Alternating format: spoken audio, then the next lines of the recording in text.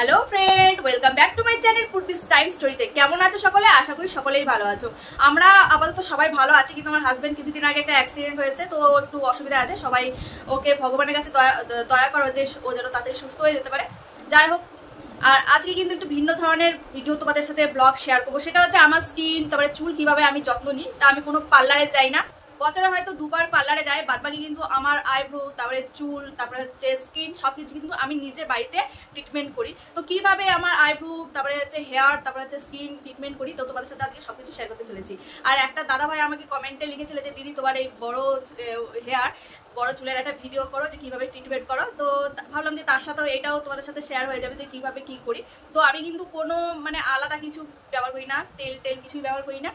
Just কি ব্যবহার করি সেগুলো স্টেপ বাই স্টেপ তোমাদেরকে বলতে থাকবো। আর দেখো, এই যে স্কিন আমার তোমাদের সাথে সামনের থেকে দেখাচ্ছি। দেখো, স্কিনে আমার কিন্তু কোনো রকম দাগ ছোপ কিচ্ছু নেই। তো কিভাবে আমি কি করি সেগুলোই তোমাদের সাথে শেয়ার করতে চলেছি। তো চলো, সকালবেলা থেকে কি করলাম তারপরে লাস্ট পর্যন্ত দেখতে থাকো। সো ফ্রেন্ড, আজকের ব্লগটি আগের দিন রাত থেকে শুরু করছি, কারণ অনেক দিন হলো চুলের ট্রিটমেন্ট নিই না। আর কালকে একটু চুলের ট্রিটমেন্ট নেবো, একটু হেনা দেবো। এখানে কিন্তু আমি ওশিয়ার হেনা ইউজ করছি ফার্স্ট টাইম। এর আগে একদিন দিয়েছি আর আজকে দিচ্ছি, বেশ ভালোই। তো এর মধ্যে নাকি অনেক কিছুই মেশানো থাকে, বাট দই আর ডিম মেশানো থাকে কিনা জানি না, তবে আমি এটা মিশিয়ে নিচ্ছি। আর এটা আগের দিন বানিয়ে রাখার কারণ হচ্ছে এটা যত ভালো ভিজবে তত কিন্তু ভালো হবে। তো দই দিয়ে দিলাম, আর এখানে দেশি মুরগির ডিম দিচ্ছি। আমি কিন্তু সাদা অংশটা দিচ্ছি, কুসুমটা দেবো না। কুসুমটা দিলে কিন্তু একটা আষ্টে গন্ধ সৃষ্টি হবে, এটা কিন্তু বারবার ধুলেও এই গন্ধ যাবে না। এর জন্য কিন্তু আমি সাদা অংশটাই দেবো। এরপর ভালো করে মিক্স করে এটাকে আমি কন্টেনার আটকে তারপর হচ্ছে ফ্রিজে রেখে দেবো, কারণ ফ্রিজে রাখলে এই জিনিসটা বেশ ভালো থাকবে। যেহেতু ডিম দেওয়া হয়েছে, একটা গন্ধ সৃষ্টি হতে পারে, এর জন্য ফ্রিজে রেখে দিলাম। গুড মর্নিং ফ্রেন্ড, চলে এসেছি পরের দিন সকালবেলা। আর আবার শুরু হয়ে গেছে সেই রোজকার কাজ। কারণ হচ্ছে এতদিন বেশ ভালোই রিল্যাক্সে ছিলাম, কারণ গ্রীষ্মের ছুটি পড়েছিল, তারপরে মর্নিং স্কুল ছিল। তেমন কিছু সকালবেলা উঠে রান্নাবান্না মেয়ের জন্য ভাত টাত রান্না করতে হয়নি, বেশ কর্নফ্লেক্স দিয়ে দিয়েছি, কিছু দিয়ে দিয়েছি, হয়ে গেছে। কিন্তু আজকের থেকে কিন্তু আবার সেই শুরু হয়ে গেল। তো এখানে আমি চাল, ডাল আর আলু নিয়ে নিচ্ছি, আর একটা সিটি মেরে নেবো। এটা কিন্তু বেশ ভালো, সকালবেলা যদি খেয়ে যায় বাচ্চা, তারপরে স্কুলে গিয়ে টিফিন যদি ঠিকমতো নাও খায়, তাহলে কিন্তু কোনো অসুবিধা হয় না। অনেক দিন ধরে লুচি খাওয়া হয় না, তো ভাবছি যে লুচি করব। আর লুচির সাথে সাদা আলুর তরকারি জাস্ট অসাধারণ জমে যাবে। তো সাদা আলুর তরকারি বলতে আমার হাজব্যান্ড একটু সাদা সাদা জিনিসটা একটু বেশি পছন্দ করে না, হলুদ না দিলে কেমন যেন করে, তো একটু আমি হলুদ দেব। কারণ হচ্ছে আমার একা পছন্দ হলে তো হবে না, বাড়ির সকলের যেটা পছন্দ সেটাই করতে হবে। তো একটু হলুদ দিয়ে দিয়েছি, আর প্রথমে 5 ফোড়ন, শুকনো লঙ্কা ফোড়ন দিয়ে তারপরে আলুটা দিয়ে দিয়েছি, নুন হলুদ, তারপরে লাস্টে কাঁচা লঙ্কা আর টমেটো দিয়ে এটাকে ঢাকা দিয়ে দিলাম, ব্যাস এরপর হয়ে যাবে। এরপর লুচি তৈরি করব। আর এই দেখো, সেই চেন্নাই থেকে সেদিন যে কড়াইটা নিয়ে এসেছিলো, এটা কিন্তু বেসিক্যালি লুচি বানানোর জন্যই আনিয়েছিলাম আমার হাজব্যান্ডকে দিয়ে। তো আজকে ফার্স্ট টাইম ইউজ করছি, আর এটা তেল দিয়ে বসিয়ে দিলাম। এরপর লুচি ময়মটা মেখে নিয়েছি, রেপসির তেল, তারপর হচ্ছে চিনি নুন দিয়ে ভালো করে মেখে নিয়েছি। এরপর লুচির আকারে করে নিয়েছি। আর লুচি কিন্তু আমি খুব একটা ভালো পারি না, গোল টোল হয় না। তো যেমনই হোক, ভাজা হলে লুচি হলেই হবে, লুচির যে সেন্ট সেটা হলে হবে। তারপরে কিন্তু আমি একটু, তো স্কিপ হয়ে গেছে, একটু ঘি দিয়ে নিয়েছিলাম। ঘি দিলে কিন্তু বেশ ভালো সেন্ট হয়। আর দেখো, কড়াইটা আমার হিট হয়ে গেছিলো আর একটু পুড়েও গেছে। তো আমি বেসিক্যালি স্টিলের কড়াই কোনোদিন রান্না করিনি, আজকে রান্না করলেও ভাজাভাজি করিনি। ভাজাভাজি করলে কিন্তু খুব পুড়ে যায়, আর এইটাতে কিন্তু তুলতে খুব কষ্ট হয়।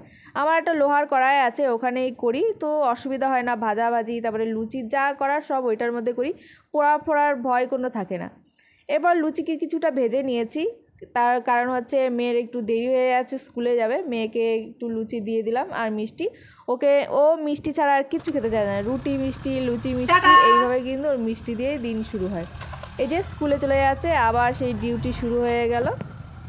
এরপর হচ্ছে হাজব্যান্ডকে লুচি দেবো, স্কুল থেকে দিয়ে চলে এসছে। এবার হচ্ছে তাকে টিফিনটা দিয়ে দেবো। আর আজকে একটা বড় একটা কি বলবো, কপালে না থাকলে যেটা হয় আর কি, জানো, অনেক দিন পরে স্বাদ করে লুচি বানিয়েছিলাম খাবো বলে, কপালে কিন্তু আজকে আমার একটা লুচি জোটেনি। এইটাকেই বলে হচ্ছে ভাগ্য। কপালে, কপালে না থাকলে কোনো কিছুই হয় না। প্রথমে যখন লুচি বানিয়েছিলাম তখন দেখলাম 2-4 জন গেস্ট আসলো, তাদেরকে দিলাম। তো লাস্টে 2টো বেঁচে ছিল, তো আবার শাশুড়ি মা বলছিলো আরও 2টো লুচি করে নাও। আমি বললাম বাবা আমি আর পারছি না, তুমি যদি খেতে হয় তুমি খেয়ে নাও, আমার দরকার নেই। যাই হোক, তারপরে দেখি আবার মা এসে হাজির। তো কি করব, আবার মানে ময়ম মাখলাম। আর ততক্ষণে আমি একটু মুড়ি আর মিষ্টি খেয়ে ফেলেছিলাম। তো আমার আর ইচ্ছা করলো না লুচি খেতে, কারণ আমার পেটটা অলরেডি ভরেই গেছিলো। তো এই কপালে না থাকলে যা হয়, 2বার লুচি করেও কিন্তু আমি একটা লুচিও খেতে পারলাম না। মাংসটা কালকে ভালোই হয়েছে, জাস্ট একটু নরম হয়ে গেছিলো তাই গাইজদের সাথেও আমি শেয়ার করিনি মাংসটা। কালকে রান্না করে মানে মশলা তো কষিয়েছি, তারপরে মাংস দিয়েছি, ভুলে গেছি তুলতে। তারপরে দেখি একেবারে গলে গেছে, আর খাওয়ার টাইম দিয়ে দিয়েছি, কড়াইও ফাঁকা হয়ে গেছে, আর তুলিনি। বলছে তো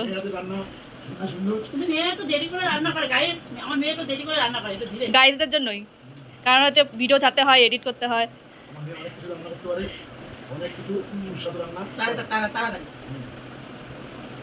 একেই বলে কপালের নাম গোপাল। তাহলে বলো বন্ধুরা, দুবার ময়ম মাখলাম লুচির জন্য, কিন্তু একবারও আমি খেতে পারলাম না। কারণটা কি? এটা হচ্ছে ভাগ্য, কপালে না থাকলে কোনো কিছুই হয় না। এটা কিন্তু একদম আজকে প্রমাণ হয়ে গেল আমার সাথে। তো কি করব, এই যে কচুর শাক দিয়ে গেছে বাড়ির পাশে একজন, তো সেটাই কাটছি, এরপর রান্না শুরু করে দেবো। এই দেখো, এগুলো হচ্ছে বাড়ির কচু, মানে বাড়ি না, আমাদের বাড়ি না, বাড়ির সাইডের, আমাদের বাড়িতে যে দিদিটা কাজ করে সে দিয়ে গেছে। আর এই কচু শাকগুলো কিন্তু খেতে বেশ দারুণ। তো এইগুলো কেটে নিচ্ছি, তো খুবই সুস্বাদু হয় এগুলো। তো এটা তো আজকে ইলিশ মাছ নেই, আমার হাজবেন্ড থেকে বলছে ইলিশ মাছ আনলে ভালো হতো, তো দেখেনি, খেয়াল করেনি। তো আজকে এটাকে এই কচু শাকটা নারকেল আর ছোলা দিয়ে বানাবো। তো এটা বেশ ভালো লাগে গন্ধরাজ লেবু পাতা দিয়ে। যাই হোক, এরপর প্রথমে হেনাটা করে নেবো, কারণ হেনাটা একটু মাথায় যদি 2-3 ঘন্টা না রাখি না, বেশ ভালো হবে না। তো চুলের সেট খাওয়ার জন্য কিন্তু 2-3 ঘন্টা হেনাটা রাখা অবশ্যই উচিত। তো সকালবেলায় আমি কিন্তু হেনাটা বের করে রেখেছিলাম, যেহেতু ফ্রিজে ছিল আর ঠান্ডাটা মাথায় দিলে কিন্তু আরও বেশি ঠান্ডা লেগে যেতে পারে। তো সকালবেলা আমি প্রায় 2 ঘন্টা আগে বের করে রেখেছি। আর এরপর কিন্তু আমি হেনাটা পুরো মাথায় ভালো করে লাগিয়ে নেব। এই হেনাটা কিন্তু তোমরা করতে পারো, এতে কিন্তু অনেক চুলের মানে ভালোই হয় বলতে পারো। যখন আমার চুল ওঠে বেশি, তখন কিন্তু আমি এই জিনিসটা করে থাকি, ডিম দই এগুলো দিয়ে থাকি, তাহলে কিন্তু দেখি চুলগুলো অনেক কম ওঠে। আর এইভাবে কিন্তু কিছু কিছু অল্প অল্প চুল নিয়ে পুরো মাথায় কিন্তু আমি এটাকে সেট করে নেব।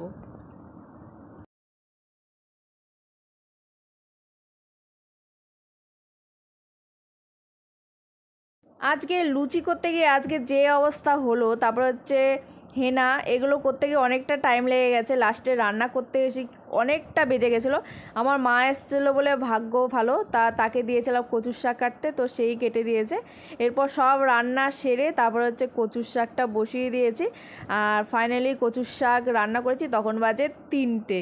তো হাজব্যান্ড আর মেয়েকে দিয়ে দিয়েছিলাম যে এত বেলা করলে তো অসুবিধা আছে। তো শাশুড়ি মা আর আমার মা বললো যে কচুর শাকটা হোক, তারপরেই খাবো। লাস্টে কিন্তু একটু গন্ধরাজ লেবু পাতা আর গরম মশলা আর ঘি দিয়ে দিলাম, এটার সেন্ট কিন্তু অপূর্ব। সো ফ্রেন্ড, অনেক হলো বাড়ির কাজকর্ম, রান্নাবান্না, আর এগুলো তো প্রতিদিনকার রুটিন, এগুলো চলতেই থাকবে। তার সাথে কিন্তু আমাদের স্কিনের আর হেয়ারের যত্ন নেওয়া উচিত। আর এখন থেকে যদি আমরা যত্ন না নিই, যখন আমাদের প্রবলেম এসে দাঁড়িয়ে পড়বে স্কিনে বা হেয়ারে, তখন কিন্তু আমরা কোটি টাকা দিয়েও সেগুলো ঠিক করতে পারবো না। এর জন্য রান্নাবান্না সেরে একটু বেসন নিলাম, একটু কাঁচা হলুদ, একটু মধু নিলাম, তারপরে জল দিয়ে ভালো করে মিশ্রণটিকে গুলে নিলাম। এখানে কাঁচা দুধ দিলে বেশি ভালো হয়, বাট আমার কাছে কাঁচা দুধ ছিল না, এর জন্য জল দিয়ে গুলে নিলাম। সো ফ্রেন্ড, এইভাবে কিন্তু তোমরাও ফেস প্যাক বানিয়ে মুখে লাগাতে পারো, তাহলে কিন্তু ত্বকটা অনেক উজ্জ্বল থাকবে। এরপর যেটা করব, আইব্রো প্লাক করব। আর আমি কিন্তু এইভাবেই করে থাকি। আমি কিন্তু বাজারে গিয়ে আইব্রো প্লাক করি না, হয়তো পুজোর সময় বা কোথাও বিয়ে বাড়ি তখন করি, বাদ বাকি টাইম কিন্তু আমি বাড়িতে এইভাবে করে ফেলি। এতে কিন্তু আমার বেশ কমফোর্টেবল হয়।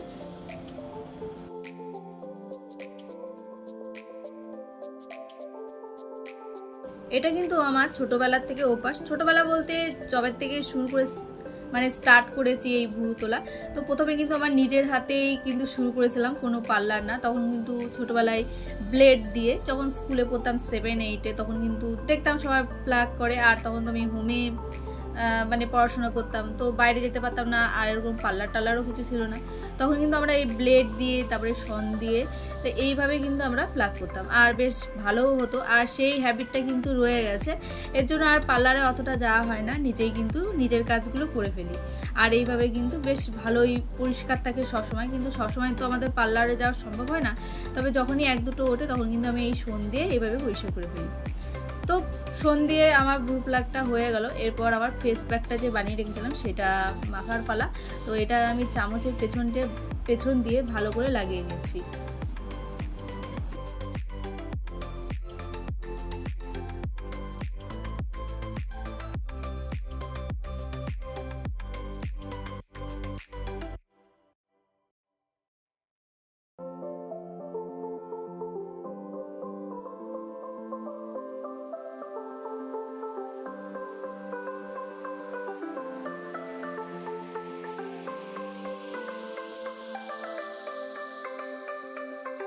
বেসনের ফেস প্যাক শুধু মুখে নয়, কানে, গলায়, ঘাড়ে, হাতে, পায়ে আমরা কিন্তু সব জায়গায় লাগাতে পারি।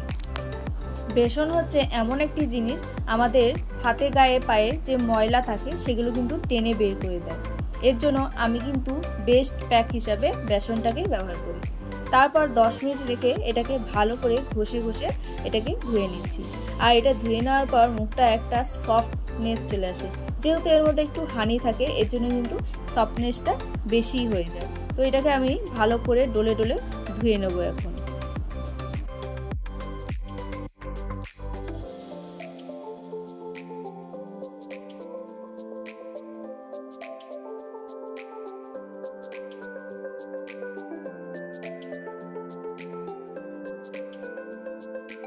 আজকের ওয়েদারটা বেশ মেঘলা ছিল, এর জন্য কিন্তু চুলটা শুকায়নি।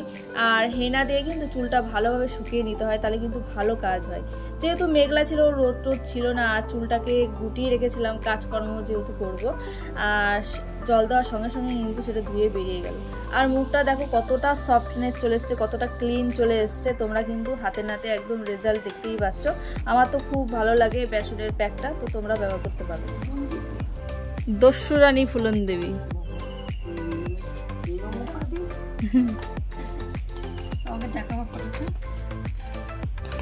এখন বাজে 5টা 5:30। আবার মা বেরিয়ে যাচ্ছে, খাওয়া দাওয়া সেরে নিয়েছে। আর মার একটু ফটোশ্যুট করছিলাম, যে আমার মোবাইলে ফটো নেই। তো দিদি আমার ওয়ানে যখন গেছিলাম তখন বলছিল তোমার মায়ের ছবি দেখি, তো আমি দিতে পারছিলাম না, আমার নিজেরই লজ্জা লাগছিল যে আমার মোবাইলে আমার মায়ের ছবি নেই। তো আমি বললাম যে মা দাও তোমার একটা ছবি তুলে দিই। সো গাইস, এই দেখো কিভাবে আমার চুলগুলো উঠছে। এর জন্য আজকে কিন্তু আমি মেহেন্দিটা করেছি। মানে এই দেখো, মানে চুলগুলো নিচটা এইভাবে টানলেই কিন্তু চুলগুলো উঠে আসে। এই দেখো চুলের থেকে এরকম চুলগুলো উঠে আসে, আর এতগুলো চুল এখন উঠেছে। শ্যাম্পু করার সময় তো উঠেছে, যার জন্যই আমি কিন্তু হেনাটা করলাম।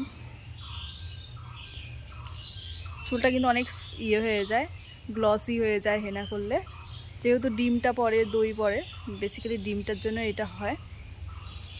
তো মা চলে গেল। মা হচ্ছে আমার হাজব্যান্ডকে দেখতে এসেছিলো, হাতে যেহেতু ফ্র্যাকচার হয়েছে, ব্যান্ডেজ হয়েছে। তো ছোটোখাটো হলেও না দেখলে একটা কেমন ব্যাপার হয় না, যে জামাই হয়েছে শাশুড়ি মা আসলো না। আর আমার এই চুলগুলো দেখলে না এত কষ্ট লাগে, এত দুঃখ লাগে। আস্তে আস্তে সামনেটা পুরো ফাঁকা হয়ে যাচ্ছে এই চুল ওঠার কারণে। এতদিন কিন্তু ওঠেনি, এই 2 সপ্তাহ 3 সপ্তাহ হলেও খুব চুল উঠছে। গরমের জন্য, গরম ঘেমে টেমে যাচ্ছে, এর জন্যই হচ্ছে জিনিসটা। তো চলো এরপরে হাজব্যান্ডের সাথে একটু বাজারে যাব। তো অনেক কিছু কেনাকাটি আছে, সেগুলো নিয়ে আসবো। জামা বানাতে দেওয়া আছে, গয়না বানাতে দেওয়া আছে, সেগুলো নিয়ে আসবো। তারপর তোমাদের সাথে আবার দেখা হচ্ছে।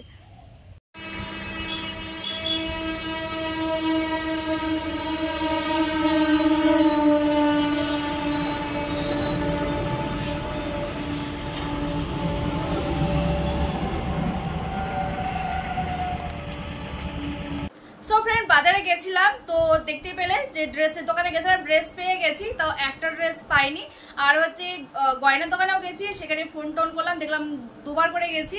তো দেখছি যে দোকান বন্ধ, ফোনও করলাম। পরে ফোন করে বললো যে এখানে কেউ মারা গেছে, তাই বন্ধ। যাই হোক, সেটা তোমাদের সাথে আজকে শেয়ার করছি না, সবকটা একসাথে নিয়ে এসে আজকে তারপর শেয়ার করবো যে কি কি আনলাম। আর হচ্ছে এখানে আমার ব্লগটি শেষ করছি। কেমন লাগলো আজকের ব্লগটি অবশ্যই কমেন্টে জানাবে। আর যারা যারা আমার চ্যানেলটিকে সাবস্ক্রাইব করেছো তাদেরকে অসংখ্য ধন্যবাদ। আমি ধন্য যে একটা ছোট্ট একা হাতে নিজে ইউটিউব চালিয়ে এরকম একটা ছোট্ট চ্যালেঞ্জে এত বড় গ্রো করবে আর তোমরা এত ভালোবাসবে আমি স্বপ্নেও ভাবতে পারিনি।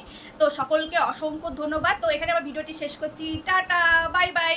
আর আশা করি সবাই বুঝতে পেরে গেছো যে আমার স্কিন, তারপরে আইব্রু, তারপরে হচ্ছে হেয়ার কিভাবে ট্রিটমেন্ট করি। তো তোমরাও এইভাবে ট্রিটমেন্ট করতে থাকো। আর রিসেন্ট না খুব একটু চুল, মানে এই বর্ষার জন্য একটু চুল ঘেমে টেমে যাচ্ছে, এই জন্য একটু চুল উঠে যাচ্ছে। তো আমার খুব চুল উঠলে না খুব খারাপ লাগে, সবসময় একটু চুল বেশি থাকবে, লম্বা থাকবে, এটা বেশ ভালো লাগে। আর তোমরা জানোই অবশ্য, আমার ভিডিও দেখো, আমার চুল অনেকটাই লম্বা। তো পুজোর সময় ভাবছি যে পুজোর সময় চুলটা কাটবো, তার আগে না প্রত্যেক পুজোতে একটু একটু হয়তো কাটবি। তো ততদিনে মনে হয় আমার হয়তো আরো কোমর ছাড়িয়ে চলে যাবে। তো আমার বড় চুল বেশ ভালো লাগে।